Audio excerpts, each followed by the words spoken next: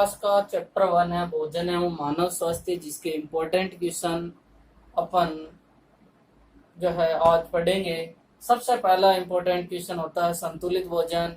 ऐसा भोजन जिसमें जिसमें सभी आवश्यक जिसमें सभी आवश्यक पोषक तत्व उपस्थित होते हैं।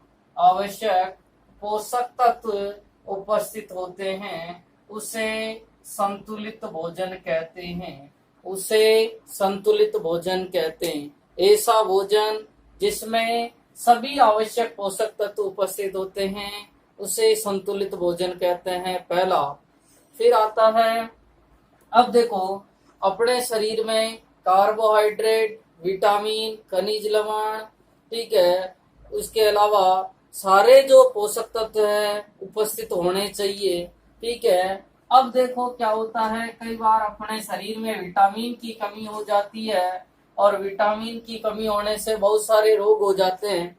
तो अब मेरा दूसरा जो है वो है विटामिन की कमी से होने वाले रोग।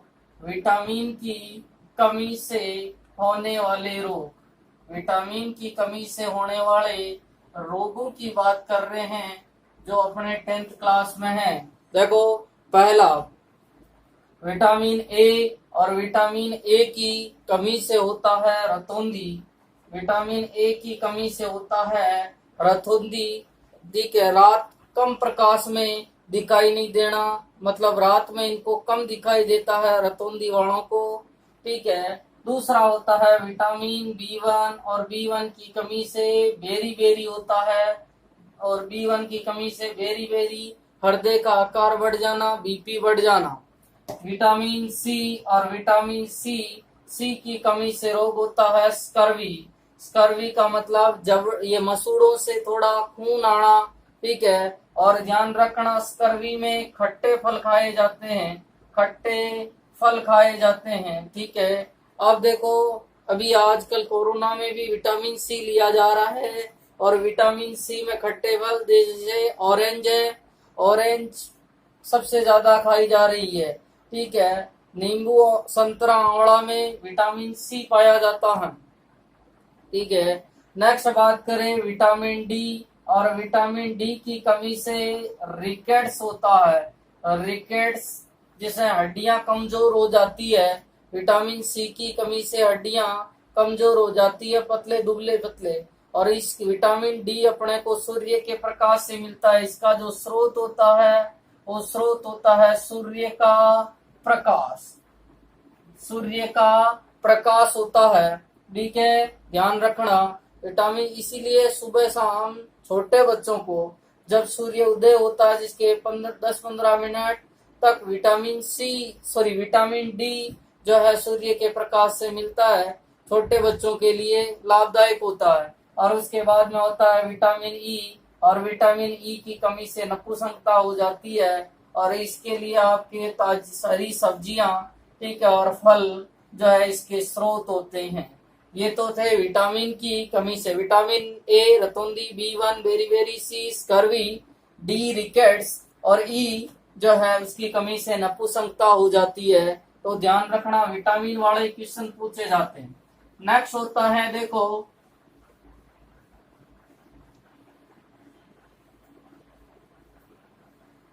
उसके बाद में आते हैं प्रोटीन की कमी से होने वाले रोग। नेक्स्ट आता है प्रोटीन की कमी से होने वाले रोग। प्रोटीन की कमी से होने वाले रोग, और प्रोटीन की कमी से 2 रोग मुख्यतया होते हैं, ठीक है। प्रोटीन की कमी से 2 रोग होते हैं। एक तो होता है मरमस,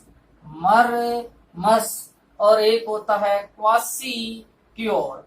एक होता है मरमस और एक होता है क्वासी-क्योर, ठीक है। दोनों ही प्रोटीन की कमी से होने वाले रोग हैं। मरमस में बच्चा मरे जैसा बहुत दुबला पतला होता है, ठीक है, और उसको प्रोटीन की कमी होती है, ठीक है। और क्वासी-क्योर में बच्चा मोटा तगड़ा दिखता है, ठीक है, पर क्या होता है कि वो अंदर से फोफला होता है, अपन कहते हैं ना, वो दिखे ऐसा, ठीक है। तो याद रखना, क्वासी-क्योर में जो है बच्चा मोटा जो होता है, पर उसमें प्रोटीन की कमी होती है। और जो है इसमें मरमस में बच्चा दुबला पतला होता है। और इसके प्रोटीन के स्रोत जो स्रोत की बात करें तो शाकाहारी में सबसे ज्यादा दालों में प्रोटीन पाई जाती है, और मांसाहारी व्यक्तियों में अंडे या मांस जो होते हैं उनमें प्रोटीन पाई जाती है। ठीक है, नेक्स्ट बात करते हैं। ये तो अपने हो गए प्रोटीन की कमी से होने वाले रोग की बात हो गई। नेक्स्ट चौथा होता है अपने बात करें, अपना एक टॉपिक है और उसका नाम है अफीम। ठीक है, अफीम। ठीक है, अफीम की बात करें तो पहला क्वेश्चन इस पे बनता है कि अफीम का वैज्ञानिक नाम क्या है। अफीम का वैज्ञानिक नाम क्या है? और अफीम का वैज्ञानिक नाम होता है पेपेवर सोमनीफेरम। पेपेवर सोमनीफेरम। पेपेवर सोमनीफेरम अफीम का वैज्ञानिक नाम होता है पेपेवर सोमनीफेरम। दूसरा आता है कि जो अफीम है उसमें लगभग 30 प्रकार के रसायन पाए जाते हैं। 30 प्रकार के रसायन पाए जाते हैं, जिसमें दो मुख्य हैं। दो मुख्य कौन से हैं? उनमें दो मुख्य हैं मॉर्फिन व कोडीन। मॉर्फिन व कोडीन दो मुख्य रसायन हैं, मॉर्फिन व कोडीन। तो ध्यान रखना, अफीम के पादप का वैज्ञानिक नाम है पेपेवर सोमनीफेरम। 30 प्रकार के रसायन, ठीक है, दो मुख्य रसायन है मॉर्फिन और कोडीन। ये जो अफीम प्राप्त होती है ये कच्चे फलों से प्राप्त होती है। अफीम कहाँ से प्राप्त होती है? कच्चे फलों से। जो दूध निकलता है तरल पदार्थ जिसे अपन लेटेक्स कहते हैं, और उससे अफीम प्राप्त होती है। राजस्थान में जो अफीम है चित्तौड़गढ़ व प्रतापगढ़ 2 जिलों में सबसे ज्यादा बोई जाती है। नेक्स्ट बात करता हूँ, अफीम हो गई, ठीक है। अब देखो नेक्स्ट है तंबाकू।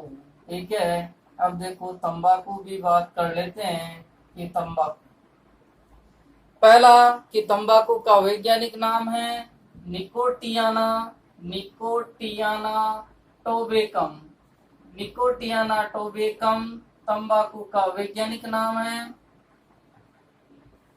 ठीक है, तंबाकू में एक रसायन पाया जाता है और रसायन का नाम होता है निकोटीन। निकोटीन। तंबाकू खाने से कैंसर होता है और बहुत सारे रोग होते हैं। तो ध्यान रखना, पहला तो तंबाकू, और तंबाकू निकोटियाना टोबेकम, और रसायन है निकोटीन नामक रसायन जो है पाया जाता है। ये हो गया, तंबाकू हो गया। तो तंबाकू में मुख्यतः 2 बातें ध्यान रखनी, तंबाकू का वैज्ञानिक नाम और रसायन है निकोटीन। उसके बाद में अपन बात करें गुटखा। गुटखा गुटखा जो होता है तंबाकू, सुपारी और अन्य बहुत सारे जो रसायनों का मिश्रण होता है, और गुटखा खाने से भी कैंसर हो जाता है मुंह का। पर एक रोग होता है गुटखा खाने से, जो मुख्य रोग हुए हैं उसका नाम है सब म्यूकस फाइब्रोसिस। सब म्यूकस फाइब्रोसिस नामक रोग होता है। याद रखना, गुटखा खाने से सब म्यूकस फाइब्रोसिस नामक रोग होता है। ऐसा रोग क्या है? सब म्यूकस फाइब्रोसिस नामक रोग होता है। इस रोग में क्या होता है कि जो है ये जबड़े की अस्थियां कठोर होती है और मुंह पूरा नहीं खुल पाता है। देखना, गुटखा खाने वालों के जो है मुंह पूरा, जबड़ा पूरा नहीं खुल पाता है, और उस रोग को कहा जाता है सब म्यूकस फाइब्रोसिस। कौन सा रोग होता है? सब म्यूकस फाइब्रोसिस रोग हो जाता है, ध्यान रखना। उसके बाद में आता है एल्कोहल। उसके बाद में क्या होता है? एल्कोहल, जिसे अपन सामान्य भाषा में मदिरा या शराब कहते हैं। मदिरा या शराब कहते हैं। ठीक है, अब बात होती है कि एल्कोहल का रासायनिक सूत्र होता है, और सभी बच्चों रासायनिक सूत्र जरूर याद रखना। C2H5OH और इसे एथिल एल्कोहल कहा जाता है।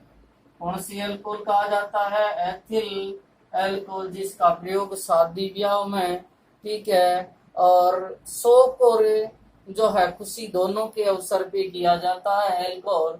इसका सूत्र है C2H5OH एथिल एल्कोहल। ठीक है, ये थे अपने मुख्य जो टॉपिक है। अब देखो क्वेश्चन और पूछे जाते हैं, ये तो एक एक नंबर में आने वाले क्वेश्चन है। अब देखो 2 नंबर में आने वाले क्वेश्चन, देखो क्वेश्चन आता है शराब पीने से, हाँ, अल्कोहल पीने से एक रोग हो जाता है और रोग का नाम है लीवर सिरोसिस। लीवर सिरोसिस मतलब यकृत खराब हो जाता है, और यकृत को ही लीवर कहा जाता है या जिगर कहा जाता है। लीवर अपने शरीर में एक ही है, और अल्कोहल पीने से धीरे धीरे लीवर खराब हो जाता है, और इसे ही लीवर सिरोसिस नामक रोग कहा जाता है। नेक्स्ट बात करें कि, और अब देखो कि अल्कोहल पीने से, गुटखा खाने से, या अफीम के सेवन से, या तंबाकू खाने से क्या क्या प्रभाव पड़ता है वो देखना। एक तो शारीरिक हानि होती है,